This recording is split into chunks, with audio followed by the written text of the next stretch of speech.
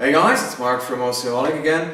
Here I am with the next news wrap up on what we've done today. And yeah, as you might see, I mean, in Switzerland it's already like 7:30, so, and I'm still sitting in the office, but hey, since it's Friday, check this stuff out. That's some proper Swiss beer, and the name is actually Kopf ab, which basically means cut your head off. So, I mean, just because of the name, you have to drink it. And yeah, I had a few of them, so taking the video is quite a bit easier now. Yeah, but still, let's start with the news. So, we start with something from a few friends of ours, some more Italians. There are so many crazy Italians, and especially these guys. That's another bunch of YouTubers. They're taking really freaky videos. Like, for instance, they take a system into a fridge where they like have cheese, and it's kind of like a man-sized fridge. So yeah, cool stuff. And then they try to overclock a system, see how far they can push it, and so on and so forth. So yeah, we shared two of their latest videos. They've been visiting Tom's Hardware Italy. Also, I mean, Roberto Buonanno, who runs Tom's Hardware Italy, is a friend. He's a really cool guy. And yeah, as I said, the two YouTubers, they're crazy, so it's definitely worth sharing their stuff. Let's go on with the news on Intel. Intel is saying they're right on schedule with their 10nm manufacturing process, which is really, that's some proper good news. I mean, in 2016 they should be ready to mass produce chips with 10nm structures. So yeah, they're still kind of like sticking to their TikTok model, where they improve 1 year process technology and then the other year they improve the architecture of a CPU. So that's really good to know that Intel is pushing very, very hard, although they don't really have any competition on the process technology side these days. But yeah, that's it. And then we have news from Microsoft on the Xbox One, and it looks like their price drop on the Xbox One, like basically they removed the Kinect stuff from the bundle, and then they reduced the price by $100, which makes them sell quite a few Xboxes more. We will know the exact numbers by 22nd of July, because then it's like financial announcements, quarter results by Microsoft, all the telephone conferences and so on and so forth. Investors will hopefully be pleased and stuff.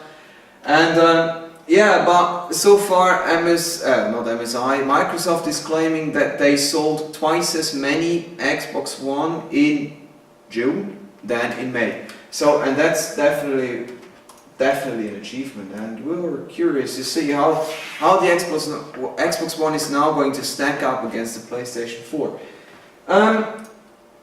God, Intel everywhere. We have another news on Intel, and it looks like some weird US retailer might have jumped the gun and put the upcoming Haswell-E processors up for pre-order. It's rather interesting to see his pricing scheme, since like the 5820K, sorry, is going to be priced at, or is actually being up for pre-order for $426 US, which is basically about $80 more than what the 4820K costs at the moment. So yeah, it's the same for the 4930K and 5930K, so the basic price difference is about the same.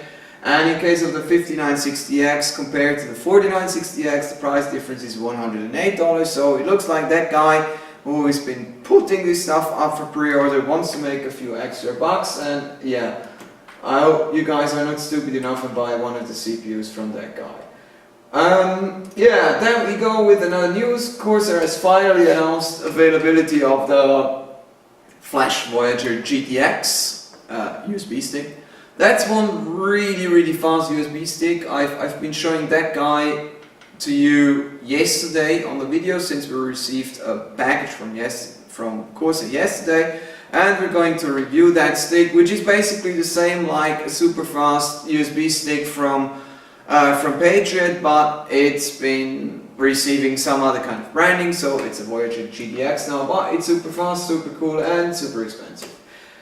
Yeah, go with the next news. This one is on The Elder Scrolls Online. The Elder Scrolls Online is actually up on Steam with quite a discount at the moment, actually 50% discount. And there are two different versions available on Steam, and the one version is like, oh god, I'm not that much into this kind of stuff. Yeah, the standard version basically, and then there is the... where the hell is it? The Imperial Edition it is! Oh god, I finally got it. So yeah, the standard edition is now going to cost $27.49 US, wrong, euros, or 47.99 euros. So if you've been thinking about The Elder Scrolls Online back in April when it was launched, but back in the days it was too expensive for you, so now you have a good reason to finally go for it. Actually, I might do that myself, because I do like MMOs. They are a huge waste of time, but I don't know, somehow for exactly that I love them. Yeah, but forget about Bethesda and The Elder Scrolls Online and so on and so forth. Creative have launched a new headset, which is called SB Inferno. It features 40mm drivers, frequency range from 20 Hz to 20 kHz, so basically standard procedure there.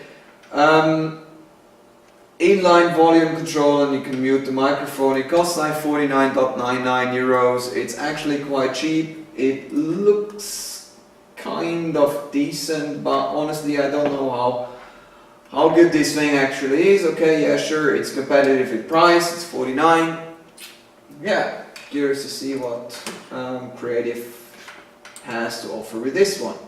Maybe we'll review it, we don't know yet, we will see. Then there is another news on Spire.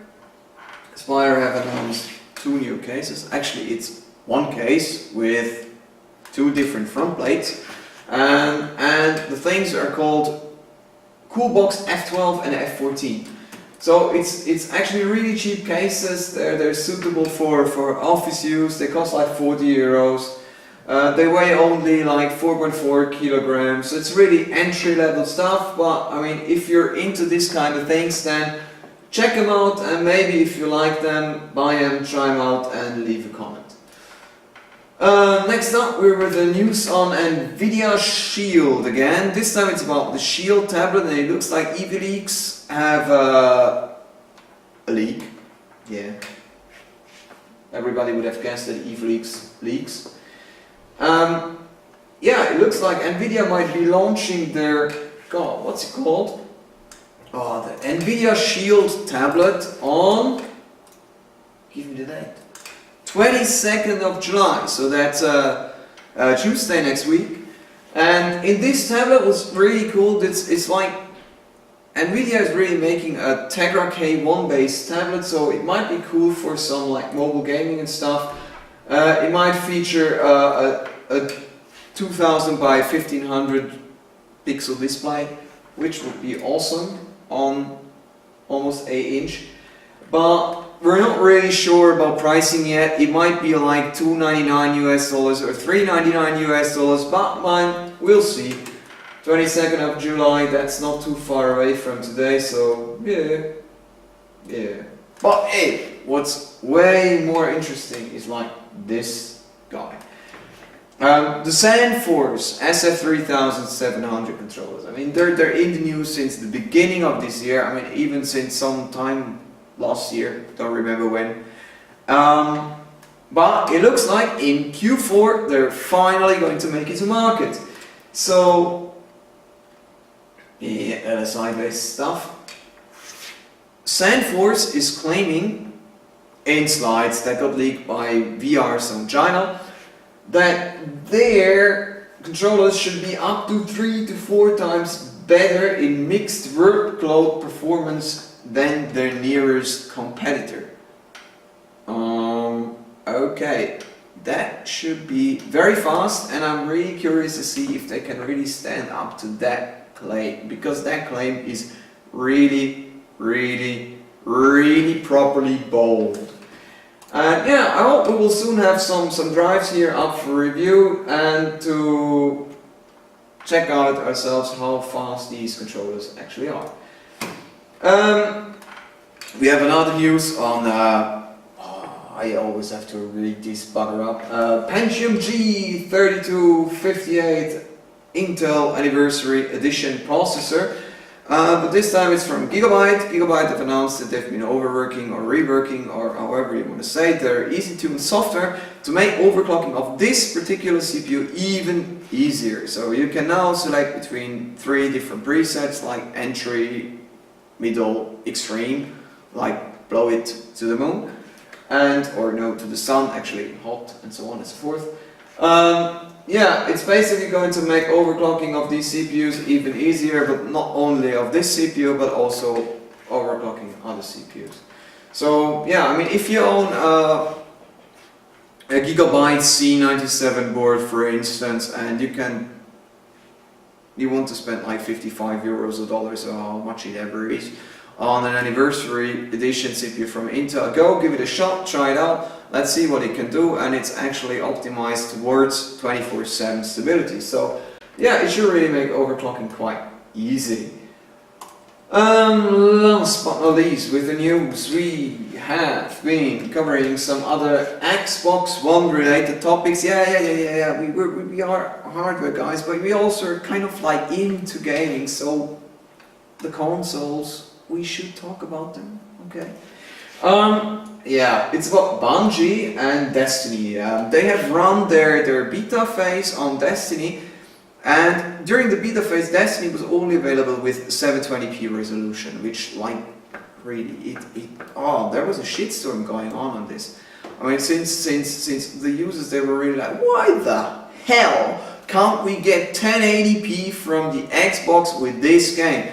So it looks like Bungie is rethinking it, and maybe because of some new SDK released by Microsoft, they have pulled their magic tricks and they improved performance or scratched whatever out of the architecture that was left. And yeah, now it looks like they'll manage to make the game run at 1080p, which is a cool thing, and it also calms down the shitstorm. So that's been it for news for today, and as you can see, I mean, I've stacked up quite a lot of hardware here from, give me a second, Asus, and Asus. So we start with this little bugger. It's called Hyper M.2X4. It's actually an expansion card for PCI Express X4 slots, which is offering a M.2 slot. So if you want to have a look at this bugger, here it is. So that's Asus approach how to offer an X4 M.2 slot on their motherboards, since they don't have any motherboards in their portfolio with native X4 M.2 slots on board. So that's a trick they're pulling. And then, yeah, yesterday we've had the news, well, oh god, there is already a discussion going on how to pronounce this name this time. I mean, Asus, they were very keen on the fact that we have to like understand how to pronounce Asus. It's Asus, or is it Asus? No, it's not Asus, because that was that commercial with the two guys and their Asus. But yeah, forget about that stuff. But it's kind of like the same mess with this card. I mean, it's called, I would call it strikes. I mean, it sounds like striking something, landing a strike or whatever, but other guys, they call it like strix. And I mean, if I pronounce it as a Swiss German guy, which I actually now I am, then I would say strix. But it sounds so wrong. It sounds more like strikes, and I guess the Taiwanese guys, they have been thinking to pronounce this as strikes, but forget it. Just unbox the crap. Yeah, we go, it's like a really cool version of the 750 Ti with a direct CO2 cooler, and also, I mean, the new Strix, whatever cards. They have that new feature where they can like completely turn off the fans. So no noise at all. So let's have a look at this little. Ooh, it has 2 fans. Cool cooler. So there we go. That's the Strix, whatever card, GTX 750 Ti from Asus. And yeah, what we have is like 2 heat pipes with 6mm diameter. And yeah, basically it's the most affordable, not to say cheapest version of the direct CO2 cooler. No, actually that's not true. There is even a version with 1 heat pipe. This one has 2. That's awesome. And yeah, it comes with a display port, a DVI, and a HDMI port. So you can connect lots of displays with different connectors. And yeah, I mean, we're really curious to find out how this little thing performs. We're going to review it obviously next week when Hiva's back. Hiva's actually he's having holiday. Can you imagine? Holiday at Ocaholic. That's crazy, guys. And yeah, we've already been talking about this in our unboxing video today. So I'm not going to spend lots of words on the Maximus 7 formula. Check out the unboxing video. And yeah, that's been it for today. Thanks very much for watching. It took me ages to talk through this stuff. Maybe I had too many beers, but who cares? So see you guys next week. Bye bye.